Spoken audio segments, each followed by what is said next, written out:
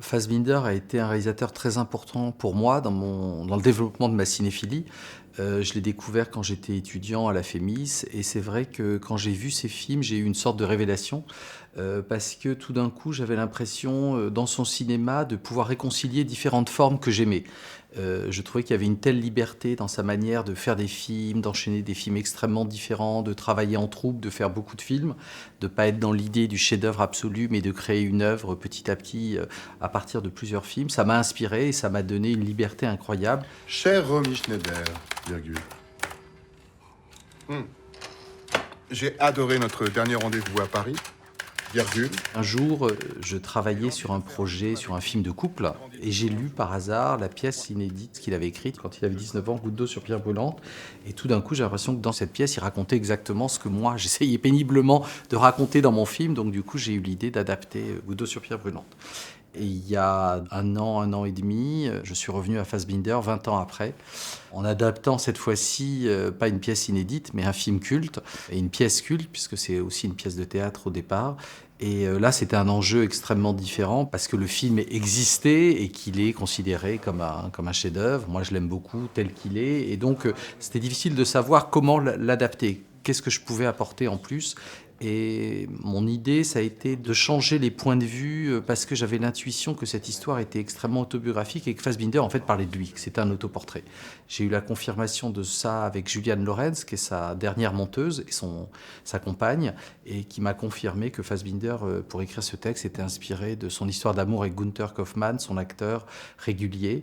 Et à partir de là, je me suis dit, bon ben voilà, je vais donner ma propre vision de ce texte en changeant les sexes des personnages principaux et puis en travaillant un peu comme certains metteurs en scène de théâtre qui prennent des classiques, ils prennent un Shakespeare, un Tchekhov, un Molière et donnent une vision différente, avec un regard plus contemporain. Comme au théâtre. Comme au théâtre. J'ai tout de suite pensé à lui pour le rôle de Peter von Kant, parce que bon, les images qu'on a de Fassbinder à la fin de sa vie, c'est un peu les images d'un ogre. Et Denis a ça, physiquement, et en même temps, Fassbinder était quelqu'un de très sensible à fleur de peau, et Denis aussi avait ça. Quand j'ai commencé à travailler sur l'adaptation des Larmes amères, tout de suite, forcément, j'ai pensé à Anna. Je lui en ai parlé d'ailleurs, et je lui ai proposé le rôle de la mère, alors qu'elle jouait dans le film original le personnage que joue Ralil. Et elle a accepté de jouer la mère qu'elle connaissait très bien, puisqu'elle connaissait la mère de Fassbinder. Donc elle a nourri le personnage, elle lui a apporté une humanité qu'il n'y avait pas forcément dans le texte original, et ça, c'était très enrichissant. C'est Amir. Un moment, s'il vous plaît. Allô? J'ai rencontré Ralil qui avait une vraie fragilité, une vraie sensibilité, une innocence qui était vraiment intéressante par rapport au personnage qui peut être vu par certains comme ayant un double jeu, un peu pervers. Et on a travaillé avec lui et Denis et tout de suite il y a eu une alchimie entre les deux, donc c'était parfait. Je commence vraiment à croire que ton Karl est cinglé. Pas cinglé. Il m'admire. Stéphane Crépon, j'ai tout de suite pensé à lui pour le personnage de Karl. Je lui ai fait passer des essais et il est arrivé avec une forme d'aristocratie, une manière de bouger et puis quelque chose de narquois dans le visage qui était assez différent du personnage dans le film original. Irm Herman, qui jouait le rôle de Marlène, était beaucoup plus impassible. Moi, j'avais envie que le personnage ait des émotions, même s'il ne s'exprime pas verbalement, il s'exprime par sa manière de bouger, par sa manière de sourire, de lever un sourcil. Et donc on a beaucoup travaillé là-dessus avec Stéphane en lui demandant voilà, qu'il vive presque comme un spectateur, par procuration, ce qui se passait devant lui. Jeder tötet, was liebt. Jeder tötet, was liebt. Pour moi, il y a forcément quelque chose de tragique dans cette histoire parce que c'est une passion amoureuse et la passion est souvent tragique, mais en même temps, dans la passion, on est souvent ridicule.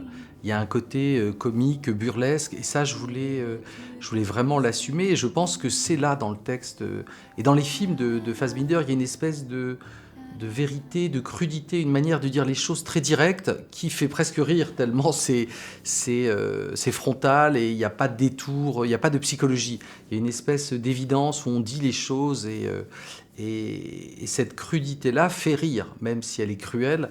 Et ça, c'était quelque chose auquel je tenais et sur lequel on a beaucoup joué avec les acteurs.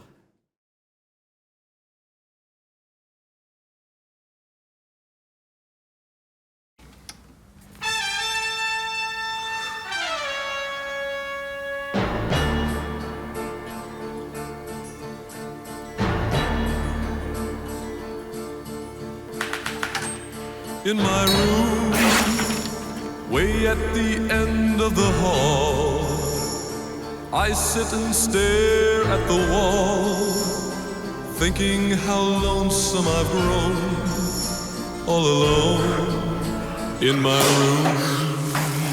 Mais qu'est-ce qu'il y a avec cet Amir? Peter est fou d'Amir. Je suis pas fou, Sidonie!